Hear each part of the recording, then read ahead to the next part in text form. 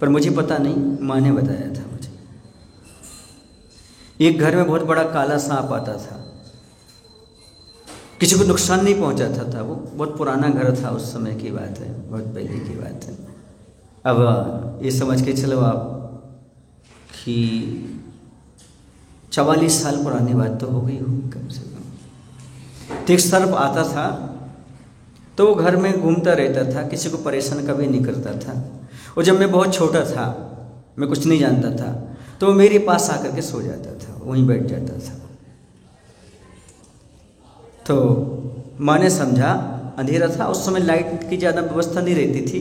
वो डिब्बी रहती थी ना मिट्टी तेल वाली, वो जला के रख देते थे, थोड़ी डिम डिम डिम आवाज़ वो उजाला आता था। तो वह बैठ गया होगा हमारे पास, जहाँ मैं बच्चा था, जब सो रहा था हमारा। तो माँ घबरा गई, उन्होंने समझा ये बिल्ली का बच्चा होगा, उन्होंने खुद हाथ रख दिया उस पर, वो एकदम सरक करके आगे चल गया। ओह, चला गया। अब धीरे धीरे मैं बड़ा हुआ होऊंगा। तो उस समय क्या था कि गांव में ऐसा करते थे, सबसे पहले चावल खिलाते थे बच्चों को, छोटे छोटे बच्चों को, तुअर की दाल और चावल सुबह सुबह बच्चों के सामने दे, बेटा खा लो। और माँ अपना भोजन बनाती रहती थी।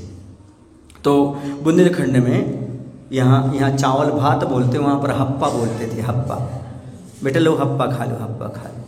तो वो सांप आ गया होगा उस समय, जब मैं छोटा सा वो क्या कर रहा हूँगा, भात खा रहा हूँगा।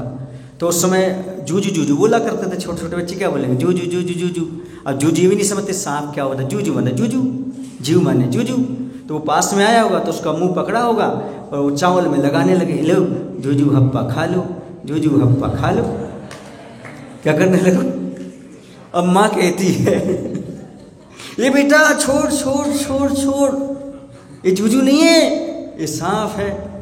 वो बच्चों को क्या पता, जूजू तो जूजू होता, जूजू हप्पा खा ले, जूजू हप्पा। जब बड़े हुए तब माँ ने बताया, बेटा तू तो जूजू हप्पा खा ले करता था छोटे। तो एक बच्चा भी समझता था कि इनसे हमें कोई नुकसान होने वाला नहीं है, सांप से। और सांप भी समझता था कि इस बच्चे से हमें कोई नुकसान पहुंचने वाला नहीं है।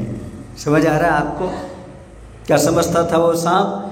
अब बच्चा तो जानता ही नहीं था कि जूजू क्या कहलाता है और क्या नुकसान और क्या हानि, लेकिन सांप इतना जानता था इनसे हमें नुकसान होने वाला नहीं है। उसको बार बार चावल में लगाने के बावजूद भी उसने क्या नहीं किया, काटा नहीं, क्यों? ये बालक की सरलता होती है। ऐसी बालक बन जाओ, आपको दुनिया में कहीं कोई परेशानी नहीं होगी। ये है बालक की सरलता। मुझे नहीं पता, माँ ने बाद में बताया कि बेटा जूजू हप्पा खा लो ऐसा हो जाता है। समझ में आ रहा है आपको? क्यों? क्योंकि बालक बड़ा सरल होता है, बालक के मन में किसी प्रकार का कोई भेदभाव नहीं रहता। जैसे बड़े होते तब लगता है अरे ये तो जहरीला है, ये तो सांप है, ये तो ऐसा है, ये तो ऐसा है।